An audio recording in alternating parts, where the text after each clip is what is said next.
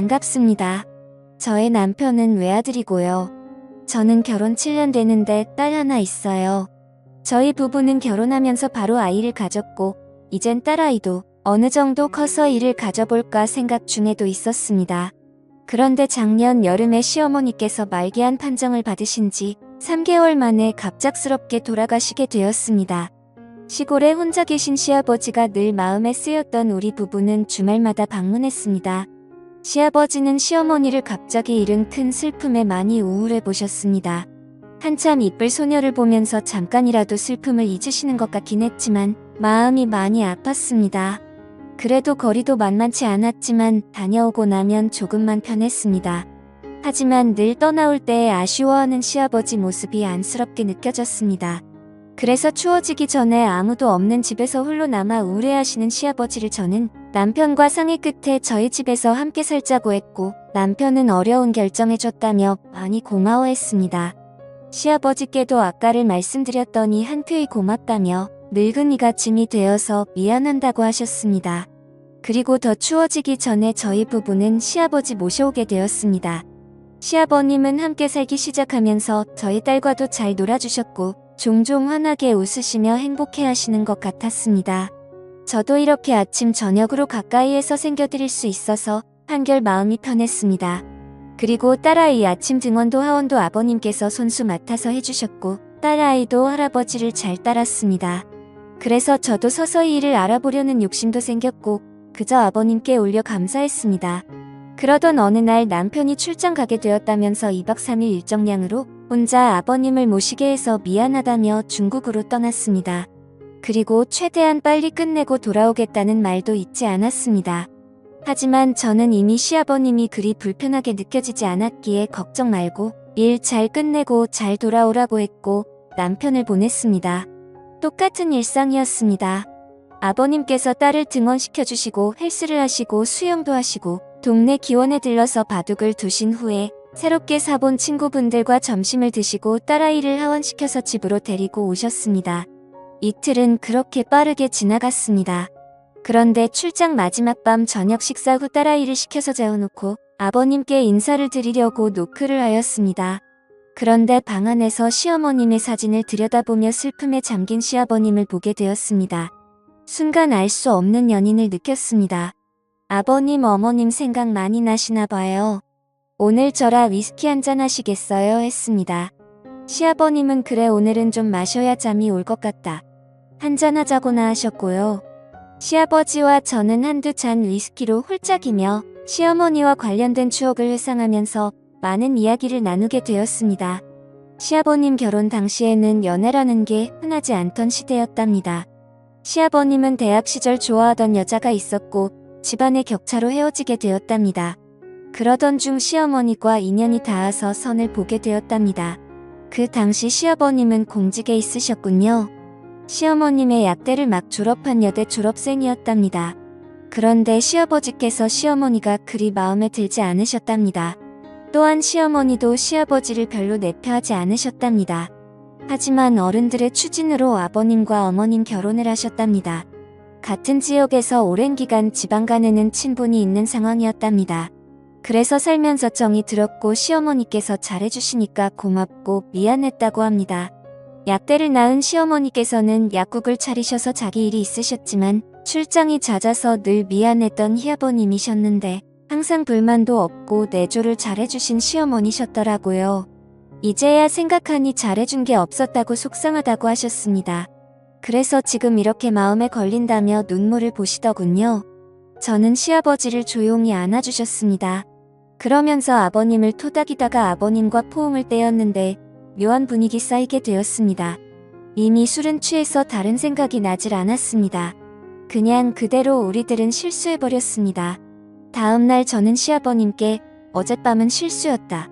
다시는 이런 일은 없을 것이라고 말씀을 드렸습니다. 그리고 우리에게 있었던 일을 비밀로 하자고 비밀을 꼭 지켜달라고 부탁을 드렸습니다. 아버님도 동의해 주셨습니다. 남편의 약속대로 출장 스케줄을 끝내고 돌아왔습니다. 남편이 돌아온 후 저의 생활에는 큰 변화가 없었습니다. 그런데 그 일이 있은 한 달 후 남편의 식이 있어서 좀 늦는다고 연락을 받고 시아버지와 딸과 저녁 식사 후 설거지를 하는데 누군가가 갑자기 우리를 안았습니다. 놀라서 뒤돌아보니 시아버지였습니다. 아버님이 왜 이러세요 했더니 내가 자꾸 띠가 생각난다. 나 어쩌니 하시는 거예요? 저는 파르르 떨렸습니다. 딸아이가 거실에서 영화를 보고 있어서 더 큰 소리를 내지 못하고 아버님 그만하세요. 조용히 시아버님이 팔을 푸시고 본인 방으로 들어가셨습니다. 저는 그 밤이 너무 길었습니다. 설거지를 마무리하고 아이를 데리고 방으로 들어갔습니다. 남편은 12시가 다 되어서야 집으로 왔습니다. 이 상황을 어떻게 감당해야 하는지 정말 내가 이렇게 벌을 받는구나 생각되었습니다. 다음 날부터 시아버지는 눈도 안 마주치시려 하였습니다. 그래도 오히려 이게 편했습니다. 그러나 딸 등원과 하원은 여전히 전당을 하시더군요. 저는 시아버지와 함께 사는 것을 너무 쉽게 생각한 제 자신이 미웠습니다. 하지만 시간이 지나면 묻힐 거라고 제 스스로에게 안심을 시켰습니다. 시아버지는 어느 날 몸이 안 좋다면서 딸아이만 등원을 시키시고 집으로 돌아오셨습니다. 저는 그 틈을 타서 청소기를 돌리고 있었고요. 그런데 시아버님이 제게 오시더니 청소를 대신해 주겠다며 제 손목을 잡으셨습니다. 저는 그 상황에 너무 불편해서 손을 뿌리치고 나와버렸습니다. 제가 진짜 벌을 받아 마땅한 일이지만 남편에게만큼은 비밀로 하고 싶었습니다. 그런데 이런 현실에 지쳐갑니다. 주말에 남편이 바람을 쐬러 가자고 했습니다.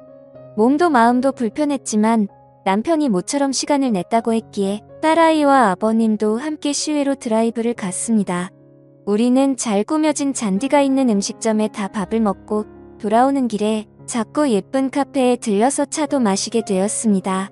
딸아이와 시아버지가 사진을 찍는다며 카페 밖으로 나가고 저와 남편이 단둘이 남겨졌습니다. 남편이 말하더군요. 힘들지 여보. 그리고 정말 고마워. 그리고 잊지 않을 때 앞으로 더 잘할게. 저는 그만 그 자리에서 목이 메어 울어버렸습니다. 제가 무슨 염치로 어떤 말을 하겠어요. 아니 전 괜찮아요. 여보가 밖에 할 말이 없었습니다. 저는 시아버지를 이제 그만 모셨으면 한다는 이야기를 하려고 기회만 보고 있었는데 남편이 저리 나오니 저는 어떻게 하나요? 그리고 요즘 들어서 시아버님은 운동을 더 열심히 하십니다. 늘 하시던 수영과 헬스에다가 주말에는 등산도 다녀오십니다. 그러시면서 늙어서 내가 아프면 너희들 고생시키는 거라고 하십니다. 시아버님은 남편에게도 운동을 권하시지만 너무 바쁜 남편은 밤늦게 들어와서 새벽이면 출근을 하니 보통 운동할 시간이 없다고 합니다. 남편의 이렇게 건강관리 힘쓰시는 시아버지를 존경한다고도 하네요. 이런 부자 사이에서 제가 어떻게 시아버님을 떼어놓을지 기회가 안 생깁니다. 아버지가 떨어져 살며 제가 숨을 좀 쉴 것 같은데 말입니다. 물론 이 무거운 죄책감은 평생을 안고 살아야겠죠.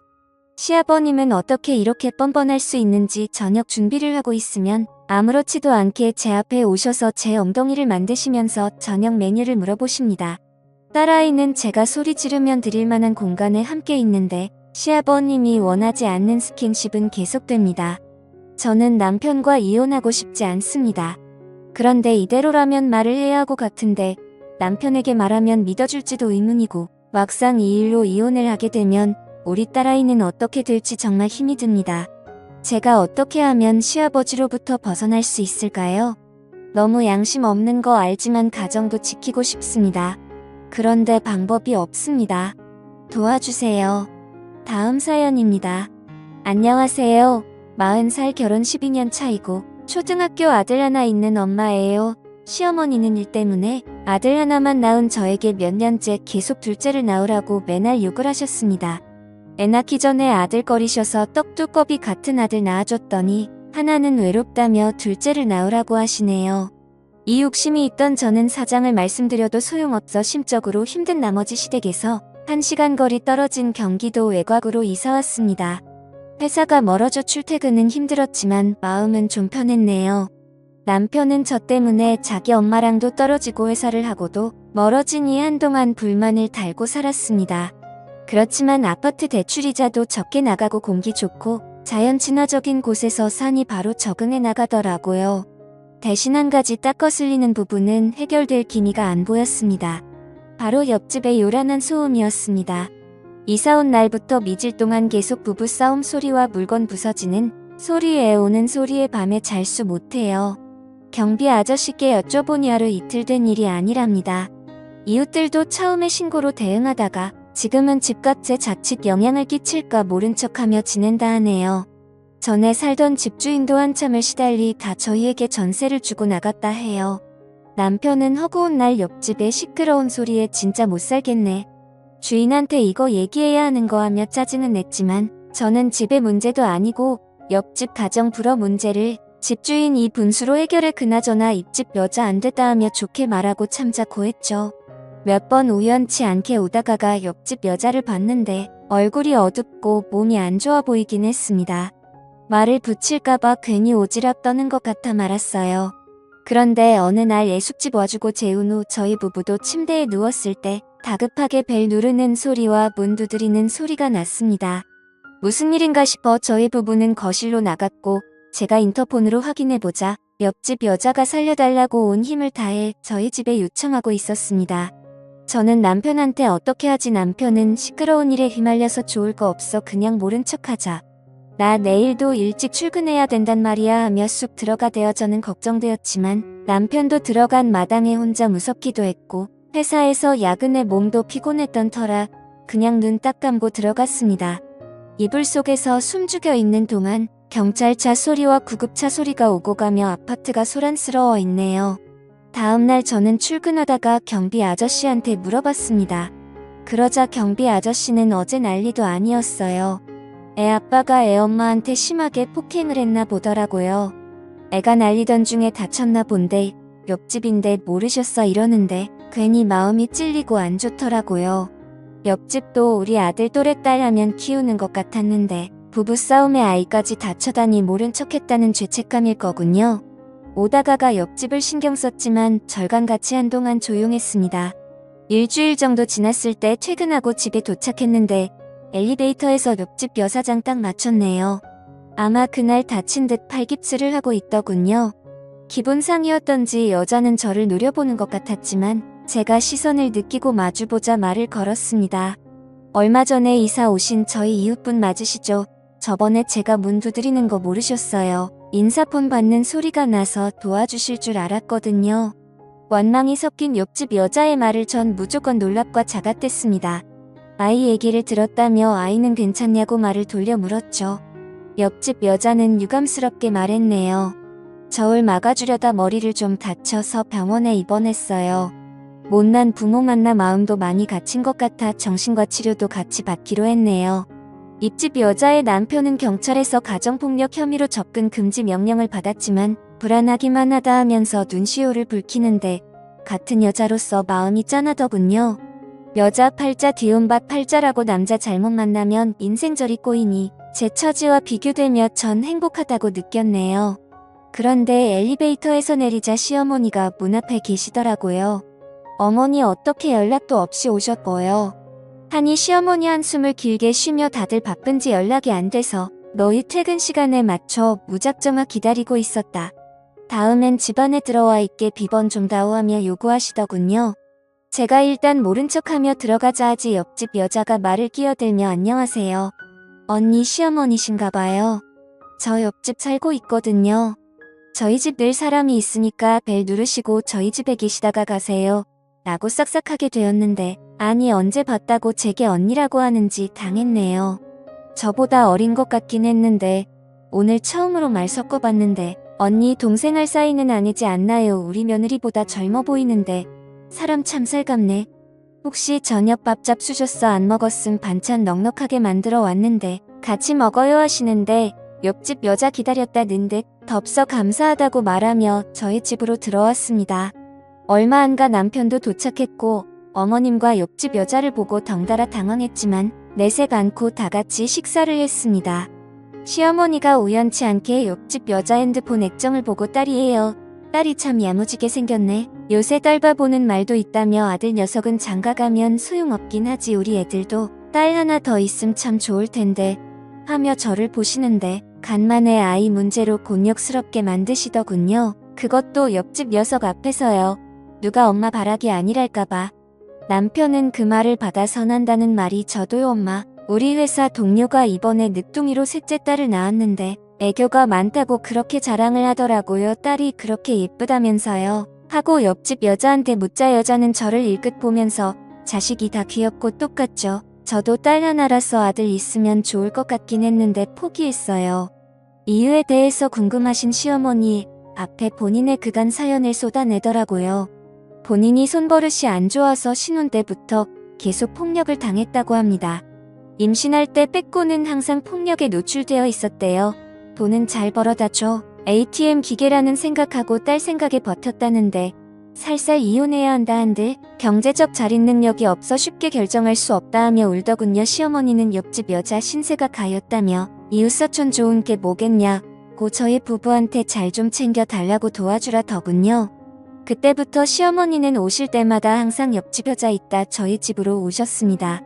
남편도 시어머니가 계시니 저보다 일찍 퇴근할 때는 그 집에서 저녁까지 먹고 오는 것 같더라고요. 저도 이웃끼리 친해져서 나쁠 것 없다 생각했지만 맘 한켠이 걸리는 게 불편하긴 했습니다. 어쨌건 저희 가족은 짧은 시간에 옆집 여자는 가까워졌습니다. 시어머니의 아바타인 남편은 어디 놀러갈 때나 외식을 하러 갈 때도 옆집 여자와 딸을 챙겼어요. 언젠가 옆집 여자의 딸이 깜찍한 말을 하더군요. 할머니랑 아저씨가 우리 할머니 고 아빠였으면 좋겠어요. 라고 하는데 아무리 어린 아이지만 제 입장에선 살짝 불쾌하더라고요. 아이가 하는 말이니 애써 넘기긴 했지만 선을 그을 필요가 있다고 생각했습니다. 저는 남편한테 당부하며 우리 옆집 여자랑 거리 좀 두자. 만난 지 얼마 안 되기도 했고 그녀에 대해 많이 아는 것도 아니잖아. 남편 그렇게 사람을 못 믿냐며 저보다 옆집 여자를 더 두둔하더라고요. 제가 성질을 내고 몇 번 더 얘기를 알아먹게 하고서야 남편 대우수 구하고 알겠다. 미치로 회사에서 근무하고 있는데 시어머니께 연락이 오더라고요. 아버님 제설아 좀 일찍 와 준비하라 있습니다. 하필 미치로의 승진 심사가 있었는데 그날은 저희 팀에서 준비한 프로젝트 최종 점검회가 있는 날이었습니다. 저는 남편한테 사정 얘기를 하고 이해해달라고 얘기한 뒤 시어머니의 독촉 전화를 신경 쓰고 싶지 않아 아예 전화를 꺼버리고 일을 했습니다. 그만큼 그 일은 제 승진에 사활이 걸린 중요한 문제였어요. 보랴보랴 겨우 다 끝내고 전화비를 켜보니 연락 자체가 났더라고요. 많이 서운하셨나 싶어 뒤늦게 죄송스러움을 안고 시댁에 갔습니다. 그런데 먼저 와있던 동서가 제게 의문의 눈짓을 하더군요. 뭔가 했더니 어머 세상에 그 옆집 여자가 저희 시댁이까지 와서 오지라 벌크 제사 음식을 몽땅 준비했던 겁니다. 동사도 워킹맘이라 예정 시간보다 좀 늦게 왔는데 이미 그 여자가 와서 제사 준비를 다 끝낸 터였대요. 시어머니는 제사가 끝난 뒤 옆집 여자의 손을 잡으며 고마워하더군요. 아이고 오는 수고 많이 써요. 며느리 둘이는 것보다 애기 엄마가 훨씬 든든하네. 아들 하나만 더 있으면 며느리 맞은 딱인데 아까워 죽겠어라고 하니 옆집 여자가 한다는 말이 저 이제 남편이라고 완전 이혼했어요. 나중에 좋은 사람 있으심 소개시켜주세요. 어머니라고 말하자 시어머니는 그런 쓰레기라 이유 잘했다고 얼른 좋은 사람을 알아봐야겠다며 오지랖을 뛰셨네요. 저는 옆집 여자한테 저 대신 일해주느라 수고했다며 봉투를 내밀었지만 옆집 여자 이웃끼리 그런 거 받는 거 아니라고 하면서 대신 부탁이 하나 있다고 하더군요. 결혼하고 새 출발하고 싶은 마음에 실은 인테리어를 새로 하기로 해서 머물 곳이 필요해요. 인테리어 공사할 동안만 비용은 지불할 테니 언니 집에 좀 머무르면 안 나고 하는데 전 곤란해. 전 남편의 핑계로 못 들을 생각했지만 남편의 허락은 이미 맡았다면 선수를 치는 옆집 여자였네요. 전 좀 찝찝하긴 했지만 어차피 저랑 남편 낮에는 회사 간 이따 시간은 비어있을 테고 저희의 아이 어린이집에 맡기고 찾아오는데도 알아서 해준다 해서 마지못해 생각했습니다. 옆집 여자랑 동거를 시작한 처음은 생각보다 너무나 만족했어요. 각자의 아이들도 너무 잘 지냈고 제가 야근 있을 때면 애밥까지 다 챙겨주니 부담 없이 일에 몰두할 수 있었습니다. 집안일도 깔끔하게 잘하고 차라리 이참에 가서 도우미로 부탁 좀 해볼까 생각도 있어요. 전 덕분에 목표했던 승진을 하게 되었고 승진하자마자 외국에 출장을 일주일 정도 다녀오게 되었습니다. 뾰루퉁할 줄 알았던 남편은 의외로 밝은 기색으로 저한테 건강하게 잘 다녀오라더군요. 옆집 여자도 아이 걱정 말고 잘 다녀오라고 하는데 이런 얘기 그 말이 왜 그토록 불안했던지 나중에서야 알게 되었습니다. 전 외국에서 회사에 대해 일절 마친 후 비행기 오버부킹으로 직항을 타게 되면서 예상 시간보다 일찍 한국으로 도착하게 되었어요. 손에는 연세점에서 산 남편과 옆집 여아이들 선물이 치워져 있었습니다. 집에 도어락을 여의 신발장 앞에 여자 슬리퍼 한 켤레 있더군요. 그때 새벽 5시였는데 어째서 제 것이 아닌 여자 슬리퍼가 거기 있었던 걸까요? 이상하게 집의 공기마저 묘하게 달라짐을 느꼈습니다. 고마움에 진득 사온 선물이 무색해지며 전 천천히 제 방으로 가 문을 열었고 그 앞에서 믿지 못할 일을 보고야 말았습니다. 둘이 내 방에서 뭐하는 하며 기막힌 소리를 질렀는데 저희 부부 침대 남편과 옆집 여가 같이 누워있는 게 아니겠어요. 제가 예상보다 일찍 도착해 미처 파악을 못했던 거죠. 전 치솟는 분노에 두 연놈을 때려잡기 위해 옆집 여 머리채를 잡아 끌어당겼습니다. 여자의 악한은 외마디 비명이 들리기도 전에 남편이 옆집 여자를 보호하며 절 밀치더군요. 이게 무슨 짓거리야 얘기를 하면 될 것이지 다짜고짜 왜 폭력부터 휘둘러 하는데 전 비참한 얼굴로 남편의 뺨을 주먹으로 날려 울부었습니다. 어떻게 날 두고 이럴 수가 있어 니들이 사람이야 새끼를 한 집에 있는데 부끄럽지도 않아 하니 남편은 옆집 여자를 자기 뒤에 김추매이게 하더군요. 미안하긴 한데 기왕 이렇게 된 거 부끄럽지 않기에 나 이 여자는 잘 살아보고 싶어. 당신은 어차피 가족보다 일이 더 소중한 여자야. 당신은 그렇게 좋아하는 일 평생 하면서 살아라. 나도 우리 태어날 아이 재롱 좀 보면서 가족 행복 느낌이라 더 살게 하며 옆집 여자가 임신했다. 벌써 2개월 되었다는데 저는 그대로 주저앉고 말았습니다.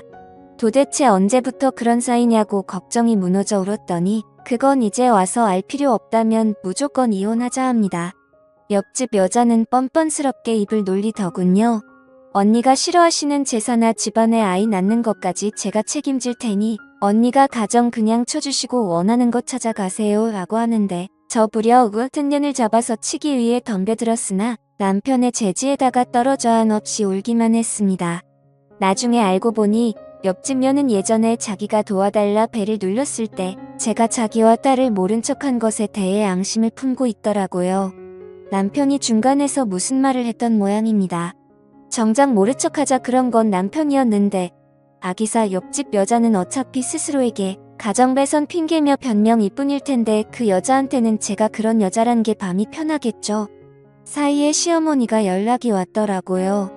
좋은 게 좋은 거라는 말 알지 나는 새로 태어날 손주도 보고 싶고 이제 일하는 며느리 말고 가정 덕 유면을 보고 싶다.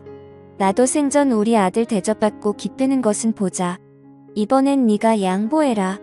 뭘 양보해요. 제 가정을요 어머니한테 가정이 굳게 양보가 되는 건 가요. 그래도 어쩌겠니. 애까지 가진 마당에 네가 물러서야지. 나한테는 손귀한 집안의 둘째 품은 귀한 아이다 하시는데 저는 싱후를 비웃었네요. 저 죽어도 이혼 못해 죽어요.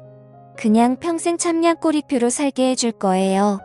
이거 다 녹음되고 있으니 어머니는 이혼 종용하신 걸로 제게 위자료 주실 각오나 하세요. 마침 곁에 계신 친정엄마도 전화 빼서 시원하게 욕 한 사발 해주고 끊어버렸습니다. 저는 변호사를 선임해 남편과 상가녀 시어머니까지 피해 보상 위자료 청구 소송을 진행했습니다. 어차피 그지들이라 분할 재산도 없었던 이것들은 이혼도 못하고 생위자료만 뺏기게 생겼으니 서로 탓하고 난리도 아니더라고요. 셋이 모이니 생각보다 거액기 위자료에 즐겁게 했는지 나중엔 잘못했다고 저랑 다시 합치고 싶다는데 알 같지도 않으면 씹어먹어버렸습니다. 제 어디야 뭐 실컷 당해보라지요. 아이도 사생아로 만들어버릴 거예요.